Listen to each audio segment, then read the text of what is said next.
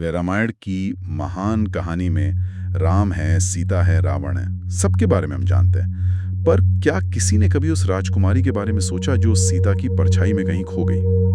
वो जो लक्ष्मण की पत्नी थी, मिथिला की बेटी उर्मिला। बिल्कुल। क्या वो सिर्फ एक पत्नी थी जिसने 14 साल तक महल के अंधेरों में इंतजार किया, या उस इंतजार के पीछे उसकी अपनी कोई कहानी थी, अपना दर्द, अपना संघर्ष, अपनी एक पूरी जागृति थी?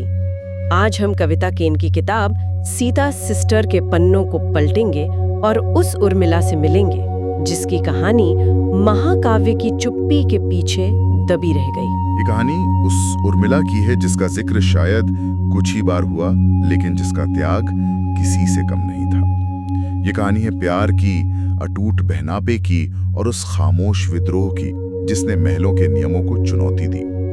तो चलिए आज रामायण को उर्मिला की आंखों से देखते हैं और समझते हैं कि सीता की इस बहन की अपनी क्या पहचान थी।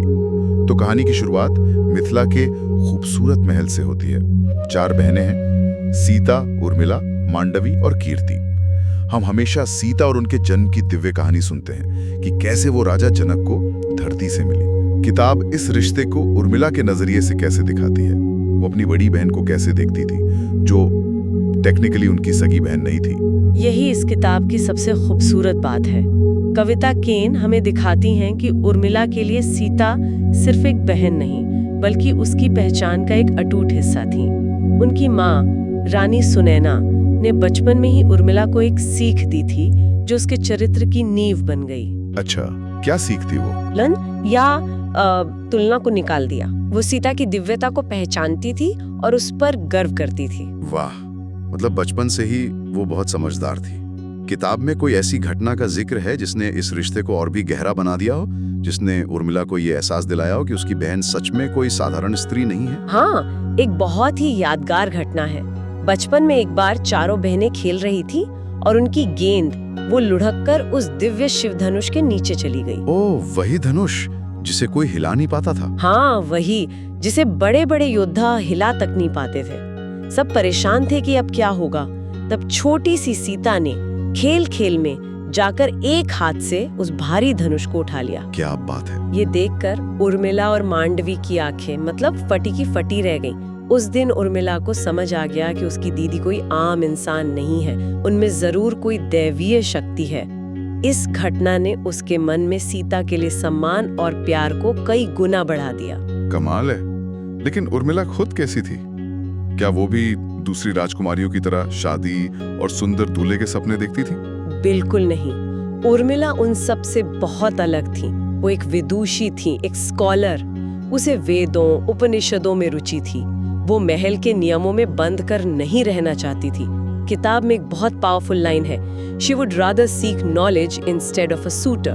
मतलब उसे एक पति से ज्यादा ज्ञान की तलाश थी। वाह, उसकी सोच तो उस जमाने से कहीं आगे की थी। लेकिन सवाल ये था कि क्या उसका ये ज्ञान उसे उस तूफान के लिए तैयार कर पाएगा जो उसकी जिंदगी में आने वाला था?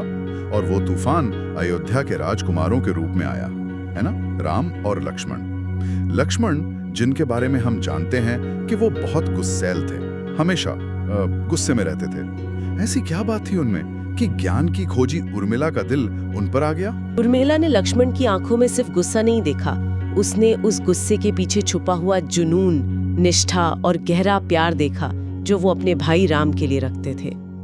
लक्ष्मण की वो तीव्रता, वो वन माइंडेड डिवोशन, वो उर्मिला को अपनी तरफ खींच रही थी।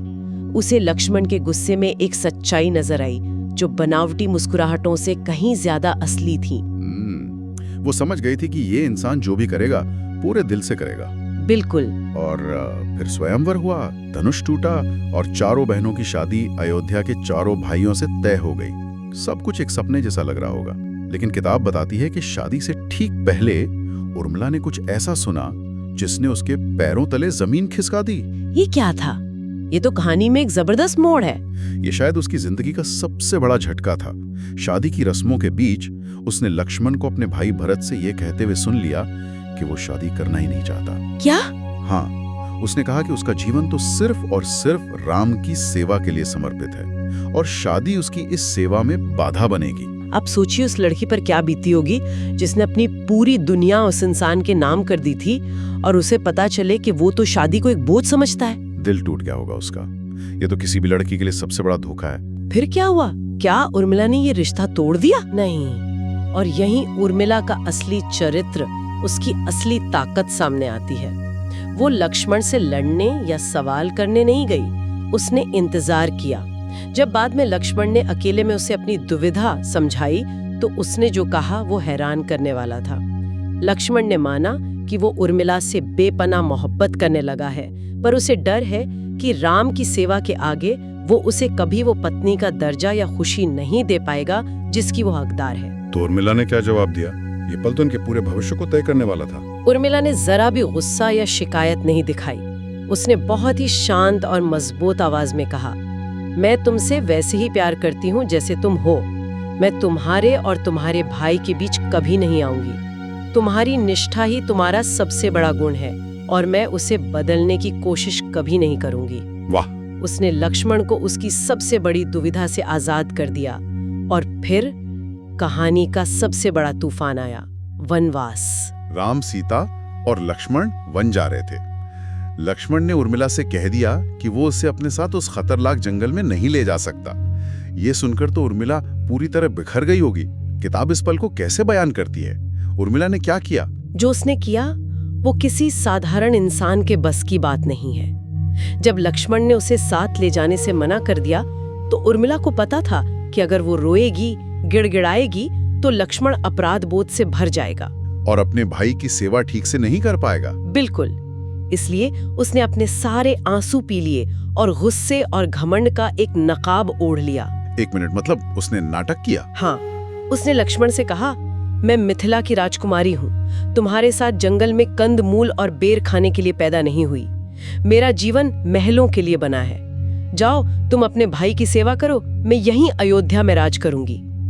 उसने जानबूझकर लक्ष्मण के दिल में अपने लिए नफरत पैदा की ताकि लक्ष्मण उसे एक स्वार्थी और घमंडी औरत समझकर बिना किसी बोझ के छोड़कर जा सके।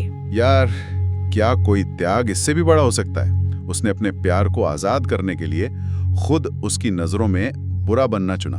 बिल्कुल। रोंगटे खड़े हो गए ये सुनकर। तो उर्मिला अयोध्या के महल में अकेली रह गई 14 साल। 1-2 दिन नहीं, पूरे 14 साल। ये एक ऐसा दौर है जिसके बारे में मूल महाकाव्य में लगभग कुछ भी नहीं लिखा गया है। कविता केन इस खाली कैनवस को कैसे भरती हैं? इन 14 सालों में उर्मिला के किरदार को वो क्या आकार देती हैं? केन इन 14 सालों को उर्मिला के इंतजार की नहीं बल्कि उसकी तपस्या की कहानी बनाती हैं। वो महल में चुपचाप रोती हुई एक बेचारी राजकुमारी नहीं थी, वो एक योद्धा थी जो एक अलग तरह का युद्ध लड़ रही थी। उसने अपने दर्द को, अपने अकेलेपन को अपनी ताकत में बदल दिया। कैसे? मतलब उसने ऐसा क्या किया जिससे वो एक बेचारी पत्नी से एक योद्धा बन गई? उसने ज्ञान का रास्ता चुना। उसने गुरु वशिष्ठ के सानिध्य में वेदों, उपनिषदों और शास्त्रों का गहरा अध्ययन शुरू कर दिया। वो घंटों अपनी कला, अपनी पेंटिंग में डूब जाती। वो अपनी भावनाओं को रंगों के जरिए कैनवस पर उतारती थी। धीरे धीरे वो एक राजकुमारी से एक महान विदुषी बन गई। ये उसका मौन विद्रोह था, समाज के उन नियमों के खिलाफ जो एक अकेली औरत को कमजोर समझते थे। मतलब उसने अपने अकेलेपन को अपनी जागृति का हथियार बना लिया। सिर्फ यही नहीं, मैंने सुना है कि जब राजा दशरथ की मृत्यु के बाद पूरा राज परिवार बिखर रहा था, तब भी उर्मिला ने ही सबको संभाला था। बिल्कुल सही। जब तीनों रानियां कौशल्या, सुमित्रा और कैकेयी दुख और आपसी कड़वाहट में डूबी हुई थीं, जब कोई एक दूसरे से बात तक नहीं कर रहा था, तब ये उर्मिला ही थी जिसने हिम्मत दिखाई। उसने तीनों रानियों और अपनी बहनों को एक साथ भोजन करने के लिए मनाया ताकि परिवार फिर से जुड़ सके। अच्छा। उसने कहा, जब तक हम एक नहीं होंगे हम इस दुख से बाहर नहीं निकल पाएंगे। वो इस टूटते हुए परिवार की गोंद बन गई। क्वीन थी, क्वीन। सही में ये तो वाकई एक रानी वाले गुण हैं। और किताब में एक और बहुत पावरफुल सीन का जिक्र है, चित्रकूट की सभा का। जब भरत राम को मनाने गए थे, उस सभा में बड़े बड़े ज्ञानी और गुरु मौजूद थे और वहां उर्मिला ने एक ऐसा सवाल उठाया जिसने सबको चुप करा दिया। वो उर्मिला के चरित्र का शिखर था। उस भरी सभा में जहां सब धर्म की बड़ी बड़ी बातें कर रहे थे, उर्मिला खड़ी हुई और उसने सवाल किया, ये धर्म हमेशा पिता, पुत्र और भाई का ही क्यों होता है? क्या पति का अपनी पत्नी के लिए कोई धर्म नहीं होता? क्या एक बेटे का अपनी माँ के लिए कोई धर्म नहीं होता? अरे वाह! उसने सीधे सीधे पितृसत्तात्मक नियमों को चुनौती दी। उस पल के लिए पूरी सभा में सन्नाटा छा गया था। एक महिला का इस तरह धर्म पर सवाल उठाना उस युग में एक विद्रोह से कम नहीं था। क्या बात है! ये सुनकर तो लगता है कि जब अयोध्या में उर्मिला ये लड़ाई लड़ रही थी, तब जंगल में भी बहुत कुछ घट रहा था। जब सीता हरण की खबर अयोध्या पहुंची, तो उर्मिला की क्या प्रतिक्रिया थी? जहां सब लोग इस खबर को सुनकर भावनाओं में बह रहे थे, स्तब्ध थे, वही उर्मिला का दिमाग एक जासूस की तरह चल रहा था। जैसे ही उसने सुनहरे हिरण की बात सुनी, उसने तुरंत कहा, सुनहरा हिरण? ऐसा कोई जानवर तो होता ही नहीं है। ये जरूर कोई धोखा है, कोई माया है। वाह! उसने उसी वक्त धोखे को भांप लिया था। बिल्कुल। ये दिखाता है कि 14 साल के ज्ञान और एकांत ने उसे कितना तार्किक और समझदार बना दिया था। और फिर वो पल आया होगा जिसका उसे सबसे ज्यादा डर था, जब उसे लक्ष्मण के घायल होने की खबर मिली। इंद्रजीत के बाण से वो मूर्छित हो गए थे। उस पल को किताब कैसे दिखाती है? वो खबर उस तक एक सपने के रूप में पहुंची थी। उसने सपने में लक्ष्मण को खून से लथपथ घायल देखा और उसकी नींद टूट गई। वो सपना इतना सच्चा था कि उसका दिल बैठ गया। बाद में जब दूतों ने आकर इस खबर की पुष्टि की, तो वो पल था जब 14 साल का उसका धैर्य टूट कर बिखर गया। वो पहली बार सबके सामने फूट फूट कर रोई थी। उस एक खबर ने उसे ये एहसास दिलाया कि उसका प्यार और उसकी चिंता इन 14 सालों में एक पल के लिए भी कम नहीं हुई थी। बिल्कुल। दिल को छू गई ये कहानी यार। और फिर युद्ध समाप्त हुआ, 14 साल का वनवास खत्म हुआ और सब अयोध्या लौटे। उनके पुनर्मिलन का पल वो कैसा था? वो बहुत ही भावुक और गहरा पल था। जब सब लौटे तो उर्मिला उसी सीढ़ी पर आरती का थाल लिए खड़ी थी, जहां से उसने 14 साल पहले लक्ष्मण को विदा किया था। लक्ष्मण ने उसे देखते ही पहचान लिया। बाद में जब वो अकेले मिले तो लक्ष्मण ने अपनी छाती पर लगा एक गहरा घाव दिखाते हुए कहा, जब मैं मर रहा था तो मेरी आखिरी सोच तुम्हारा मुस्कुराता हुआ चेहरा था। मैं तुम्हारे लिए जिया, मिला। उस एक पल में उनके 14 साल की दूरी मिट गई। लेकिन खुशियां ज्यादा देर टिकी नहीं। इसके ठीक बाद सीता की अग्नि परीक्षा की खबर ने फिर से सब कुछ बदल दिया होगा। इस पर उर्मिला का क्या सोचना था? उर्मिला पूरी तरह से टूट गई थी। उसने सीधे राम से तो नहीं, पर अपनी बहन सीता से ये सवाल जरूर पूछा। जिस राम ने शूर्पणखा और अहिल्या जैसी दूसरी स्त्रियों के सम्मान की रक्षा की, वो अपनी ही सीता को समाज की उंगलियों से क्यों नहीं बचा सके? ये सवाल कविता केन की किताब का दिल है और ये सवाल आज भी उतना ही जरूरी है। तो अगर हम पूरी किताब को देखें तो ये सिर्फ एक पौराणिक कहानी का रिटेलिंग नहीं है। ये असल में स्त्री शक्ति का a celebration of female power है। उर्मिला एक मजबूत, स्वतंत्र महिला के रूप में उभरती है, जो परिस्थितियों का शिकार बनने से इनकार कर देती है। वो अपने अकेलेपन को अपनी जागृति का, अपनी सेल्फ डिस्कवरी का रास्ता बना लेती है। बिल्कुल। कविता काने का सबसे मजबूत काम यहाँ यह है कि वो उर्मिला के इंतजार को पैसिव सफरिंग, मतलब चुपचाप दुख सहने की तरह नहीं, बल्कि एक्टिव सेल्फ डेवलपमेंट यानी सक्रिय आत्मविकास की तरह दिखाती हैं। सही कहा। ये रामायण की पारंपरिक व्याख्या से एक बहुत बड़ा शिफ्ट है, जहां महिलाओं का त्याग अक्सर खामोशी में ही दर्ज होता है। सही कहा। ये किताब पितृसत्तात्मक सोच को सीधी चुनौती देती है।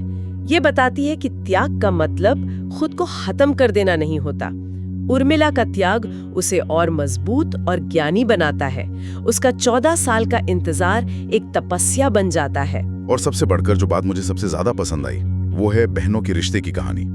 सीता और उर्मिला का रिश्ता, कैसे वो एक दूसरे की ताकत बनती हैं, एक दूसरे के दर्द को बिना कहे समझ जाती हैं। सीता का हरण उर्मिला के लिए उतना ही बड़ा आघात था जितना शायद राम के लिए।